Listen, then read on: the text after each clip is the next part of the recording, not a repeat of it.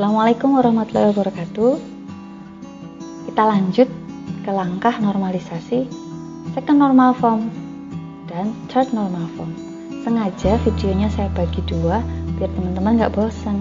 Jadi saat nanti mau mengulang-ulang video ini mudah dan tidak terlalu panjang. Oke, kita lanjut terkait dua normal form. Nah, untuk second normal form kita tahu ada beberapa syarat. Yang pertama harus first normal form, kemudian memiliki foreign key dan bisa dengan menghapus subset data. Yang terpenting yaitu tidak ada partial dependency.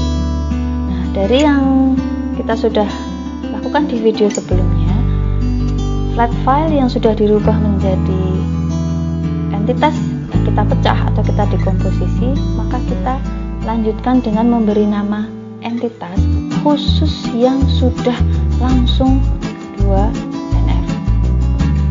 Nah, seperti apa? Contoh, entitas yang primary key-nya kode jenis bayar, dia sudah tidak ada partial dependency. Di sini jika tidak ada ketergantungan sebagian atau atribut non kunci sudah bergantung penuh pada primary key, maka itu sudah langsung dikatakan 2NF walaupun tidak ada atau tidak memiliki foreign key, dan walaupun kita tidak melakukan sebuah penghapusan subset data. Namun karena sudah tidak memiliki partial dependency, maka kita menyatakan dia sudah 2NF. Entitas yang lainnya yang sudah langsung 2NF kita beri nama tabel customer.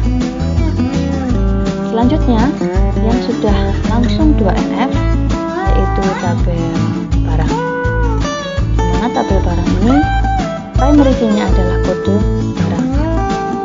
Selain itu tabel jenis pelanggan atau jenis customer dengan primary key kode jenis customer.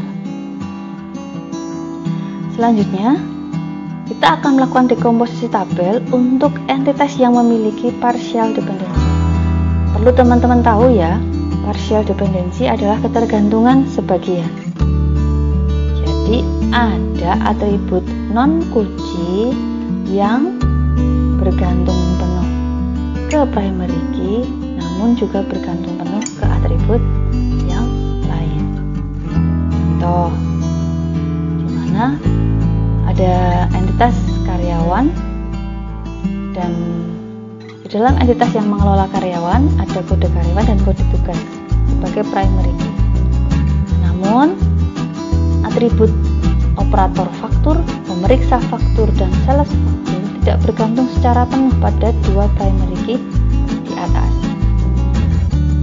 Jadi saat kita simulasikan operator faktur, pemeriksa faktur, dan sales faktur merujuk atau bergantung kepada kode tugas. Namun operator faktur, pemeriksa faktur, dan sales faktur juga bergantung kepada kode karyawan. Di sini maka dianggap dia tidak bergantung secara penuh pada dua kunci utama, sehingga dia disebut partial dependency. Sehingga salah satu cara untuk mengatasinya adalah dengan menghapus subset data, sehingga akan menghasilkan kita juga akan melakukan dekomposisi tabel atau pemecahan tabel sehingga menghasilkan sebuah foreign key. Karyawan kita pecah sendiri dengan primary key kode karyawan. Penugasan atau tugas kita pecah dengan primary key kode tugas. Di sini bisa teman-teman lihat tabel karyawan fokus pada nama karyawan. Jadi di sini tabel karyawan tidak hanya bisa menyimpan nama karyawan, tapi juga bisa menyimpan tanggal lahir karyawan, jenis kelamin karyawan, status pernikahan karyawan, karyawan, dan masih banyak lagi. Sedangkan tabel penugasan lebih kepada jenjang karir yang ada dalam perusahaan Setiawan Scoring. Maka di sini sebagai contoh, selain operator faktur, pemeriksa faktur, dan sales faktur, saya tambahkan ada manajer, supervisor, dan kepala cabang. Dari dua entitas yang sudah dibentuk tadi, kita akan membuat tabel implementasi relasi dengan foreign key, kode karyawan dari tabel karyawan, dan kode tugas dari tabel penugasan. Kita tambahkan atribut di sebelah kiri, yaitu kode tugas sebagai, agar memudahkan kita untuk memanggil jika ada karyawan, misal karyawan yang bernama atau karyawan yang kode tugasnya itu berbeda atau tugasnya sama, saat dia naik karir atau naik jenjang itu pun akan tersimpan dalam database. Selanjutnya, kita bisa merelasikan antar entitas sehingga menghasilkan foreign key. Kita ingat saat first normal form di mana ada entitas faktur, entitas yang primary key-nya nomor faktur. Nomor faktur ini tidak akan bisa jalan, tidak akan bisa dikenali jika kita tidak tahu siapa pelanggannya. Maka kita hubungkan dengan pelanggan, di mana pelanggan ini primary key-nya adalah nomor polisi berwarna kuning. Kita tidak akan tahu dia membayar dengan cara apa, tunai atau kredit. Nah, maka kita tambahkan foreign key dari kode jenis bayar, tabel jenis bayar. Kita juga akan menambahkan foreign key dari tabel jenis customer, sehingga kita nanti akan tahu dia ini umum, member, atau mitra, atau dari kantor. Kemudian untuk yang berwarna merah muda, khusus 3 atribut ini adalah 3 atribut yang ketiga-tiganya foreign key pada tabel tugas sebagai. Karena di sini dia kode operator, dia akan merujuk pada tugas sebagai. Pemeriksa tetap ke tugas sebagai, sales juga ke tugas sebagai. Maka saya beri warna yang sama walaupun di 3 atribut yang berbeda. Nah, yang selanjutnya yang sama-sama juga berelasi sehingga menghasilkan foreign key adalah tabel detail faktur.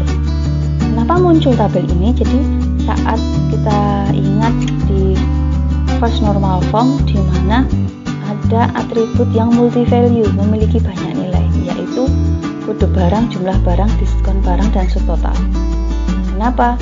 Karena satu pembeli, satu pelanggan dengan satu nomor polisi, saat dia datang bisa saja dia melakukan transaksi dengan cukup banyak.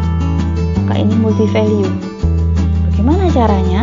Maka kita saat akan menyimpan jumlah barang, diskon barang, dan subtotal, kita harus hubungkan dengan kode barang. Tidak perlu lagi kita menyimpan nama barang karena itu sudah berelasi ke tabel barang. Dan yang pertama, kita harus punya nomor faktur, karena pembelian barang ini akan tergantung pada nomor faktur yang mana.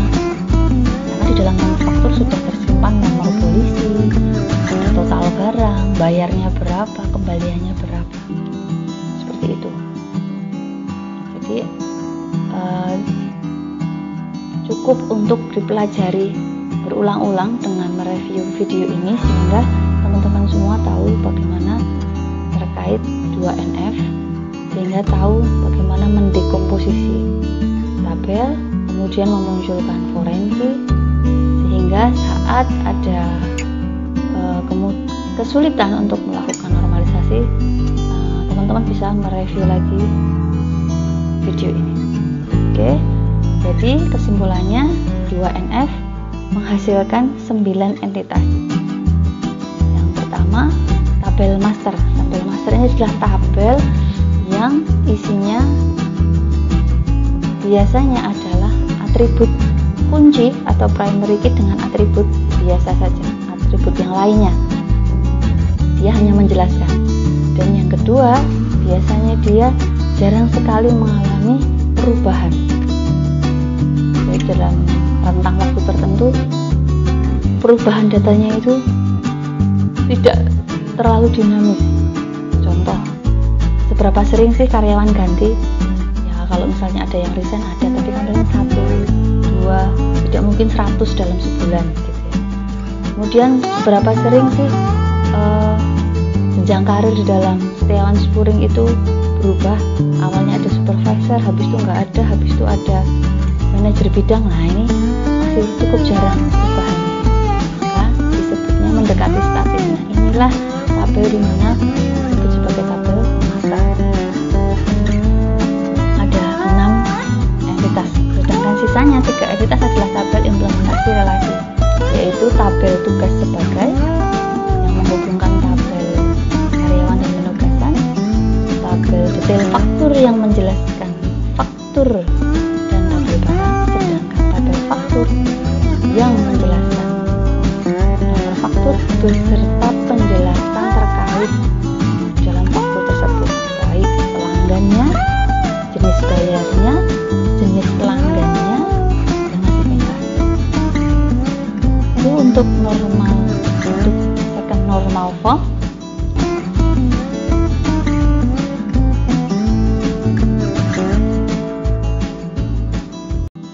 Oke, kita lanjutkan ke third normal form. Jadi setelah teman-teman melewati normalize, first normal form, second normal form, teman-teman sudah menghasilkan 9 entitas. Sekarang kita fokus di sini di tahap terakhir, membuat database yang baik dalam traditional database. Nah, yang utama adalah kita memilih dulu mana yang sudah langsung 3NF dari langkah 2NF. Jadi 9 entitas yang sudah ada di 2NF langsung kita pilih mana yang sudah 3NF. Berarti yang sudah 2NF dan tidak memiliki transitive dependency. Di sini pertama tabel jenis bayar, tabel customer, tabel karyawan, tabel jenis customer. 4 tabel ini sudah 3NF. Selanjutnya yang sudah 3NF yaitu tabel penugasan, tabel tugas sebagai, tabel barang. Nah, selanjutnya kita memilih entitas yang masih 3NF, sudah 3NF. Terakhir ya, jadi tadi sudah 7 entitas, kita tambahkan 1 yaitu tabel faktur.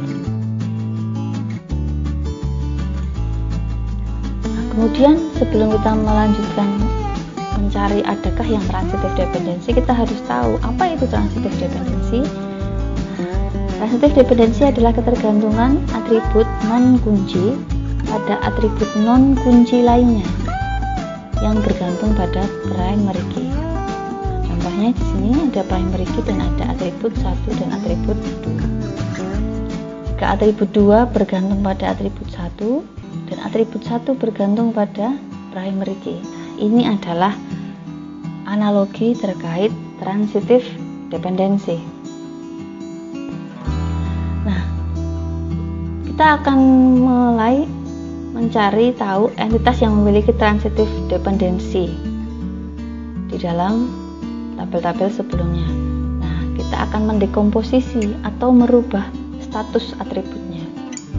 Nah, atribut jumlah barang, diskon barang, subtotal barang masing-masing tidak bergantung secara penuh pada primary key nomor faktur.